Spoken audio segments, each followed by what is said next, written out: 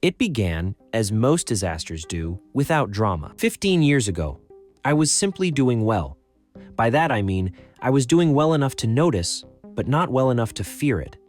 My sales climbed steadily, then sharply, then absurdly. Each month, my results sat alone at the top of the company board, a considerable distance ahead of everyone else. I admit I was embarrassed by the gap. My colleagues asked questions that showed they already resented me before I offered an answer. Who were these clients? Politicians? Movie stars? Billionaires? I said, "They're just people. They aren't aliens." No one smiled. When the owner of the firm invited me to lunch, I assumed he wanted advice or insight of some sort. Instead, he offered me a partnership so generous that refusing it would have been insulting. We formed a new company. It would be just the two of us split evenly, cleanly, irrevocably. From that point, everything began to shift. I came from a large family, proud of its closeness, louder than necessary, permanently convinced that blood outweighed achievement.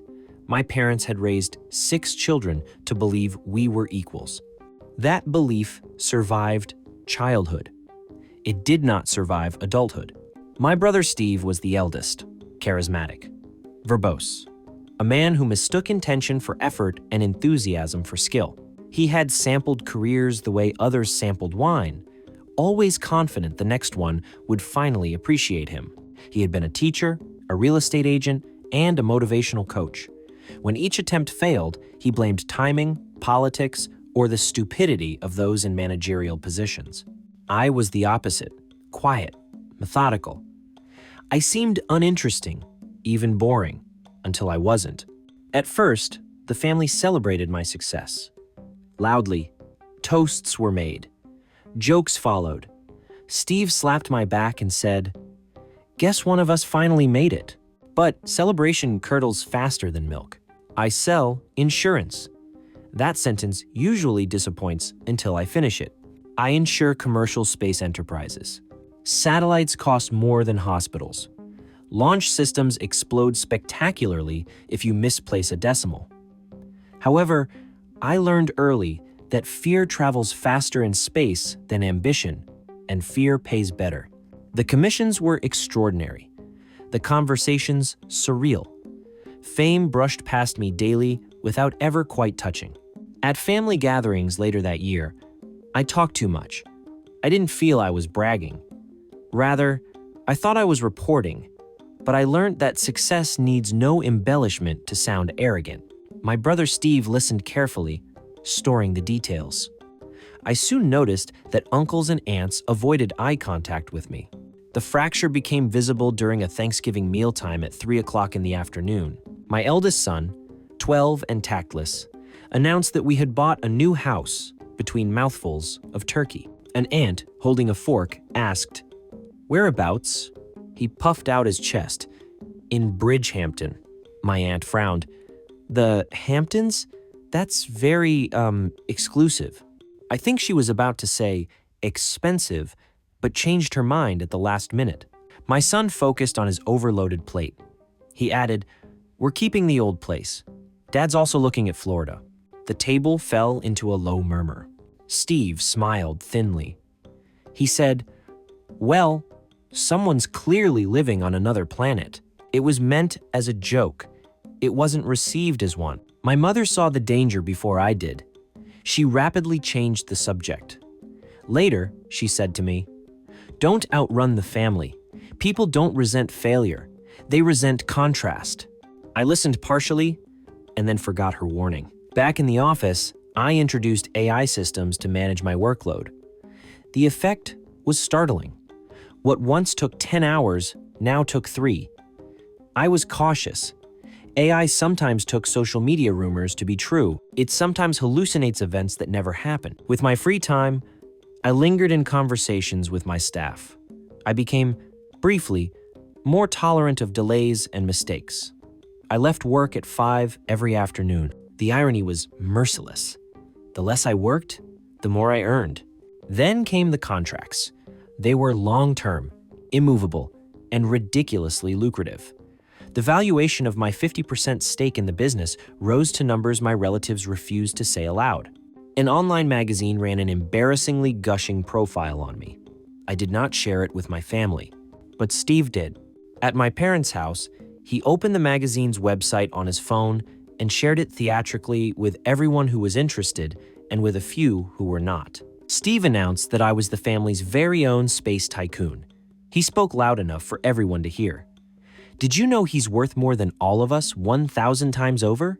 I laughed awkwardly. No one joined me. Later that evening, Steve cornered me alone. He said, "You know what they say about people like you?" A little confused, I said, "No. What do they say?" He almost spat his response. "That they forget where they came from." I stayed clear of family events for a few months. Really, I was staying clear of Steve. I concentrated on my work. Then, the acquisition offer arrived from a global conglomerate. It included a retention clause. I had to continue as the CEO. They wanted full ownership worth hundreds of millions. I was severely tempted, and so was my business partner. A financial news podcaster heard about the offer and invited me onto her show for an interview. She described my work as operating in the alien world of space insurance. A day or so later, my brother Steve sent me a message. It read, "Careful, aliens get studied." By then, my partner and I barely worked 3 hours a day. He said, "It's not the hours, it's the leverage." Still, I felt uneasy. Before my parents' 50th wedding anniversary, I worried about what seemed to be an imminent family fallout. Steve had grown distant. His only contact involved an occasional sniping text message. But at the party, he was very attentive.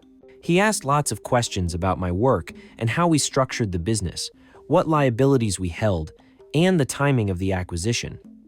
I answered vaguely, all the while wondering why he was probing. The anniversary party was flawless. We hired a big room in an expensive hotel and got the best caterers to provide the food, drinks, and a special cake. Being wise, my mother invited her friends to dilute any tension within the family. I paid for everything. However, no one knew about that. After the event, during the mingling, I joined a small group of elderly women. I had never met any of them. One of them, with white hair and a narrow face, said, "Of course, the family now has money, and lots of it." Another responded, "I hear their youngest is a billionaire." They turned to me. The white-haired one said, "Do you know him? What's he really like?" I took a breath and spoke slowly and carefully. "He works hard, and he trusts people a little too easily." They nodded, satisfied. I excused myself and turned away, only to see Steve watching from across the room. 3 weeks later, everything collapsed. The acquisition deal fell apart overnight. We were suddenly spending most of our time communicating with insurance regulators. Legal investigations were announced. Our bank accounts were frozen briefly. The media spread a rumor about an upcoming lawsuit alleging insider manipulation of some sort. Using a few back channels and making some logical deductions, we believed that the source of our trouble was someone who characterized themselves as a whistleblower. At first, we thought it was a staff member or a disgruntled client. But one day, a loyal client cleared up any doubts. He said that he had been contacted a number of times and had been asked lots of questions. He said, "As he was working for you, I assumed you needed to be sure about some issue." I was confused. "What was his name?" My client looked at me in surprise. Then he frowned. "Well, it was your brother, Steve." Less than 24 hours later, Steve was on the same financial news podcast that I had attended a while back. The host named him a whistleblower.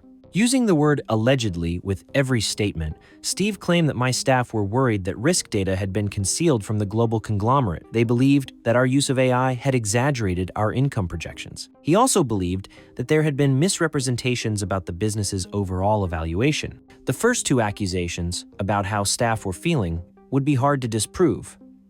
The third accusation sounded like he was trying to pin a lie on me. Steve appeared on X, on YouTube, and on TikTok in rapid succession. He was calm, concerned, and heroic. He posed as the virtuous elder brother, saying, "I didn't want to go against a family member, but nothing excuses fraud." My partner was furious. He said, "This is all nonsense. but it's just plausible enough for him to get away with it. However, before we knew it, the media had devoured the story and moved on. As far as they were concerned, we were just another example of business roadkill. Our business income slumped to 1/10, and my partner and I lost our previously impeccable reputation. On the insistence of our lawyers, we filed suit against Steve, and the whole legal process dragged on for months and then years. Then came discovery. That's the legal procedure when all the documents and pieces of evidence are made available to both parties involved in the dispute.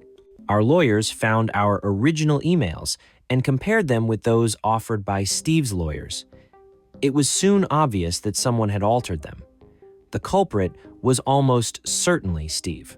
Unfortunately for him, the associated metadata betrayed him. It was soon obvious that even the audio recordings had been electronically spliced. Steve's case collapsed. His lawyers refused to continue, and they sent him a bill that would take him the rest of his life to pay off. The business podcaster gave a 3-sentence comment on the situation, calling it a premeditated betrayal driven by envy. My parents were devastated. My partner and I began rebuilding our business quietly, step by step. Slowly, some of our original clients returned, while new ones joined us with long-term contracts. A couple of years later, my net worth reached what it would have been had the acquisition deal gone through. Whenever I attended a family gathering, Steve gave some excuse not to be there. For me, that was always a relief. As I was saying goodnight after a birthday event, my mother spoke privately to me. She said, "Can you forgive Steve?" I thought for a moment. Yes, I probably can, but his lawyers will never forgive the money that he owes them. And there's the question about Steve himself. Can he ever forgive himself? My mother took a breath. She looked exhausted. I said, "You know, Steve called me an alien from another planet, but that was never true. The main thing that kept me sane through those terrible times was that I never forgot where I came from.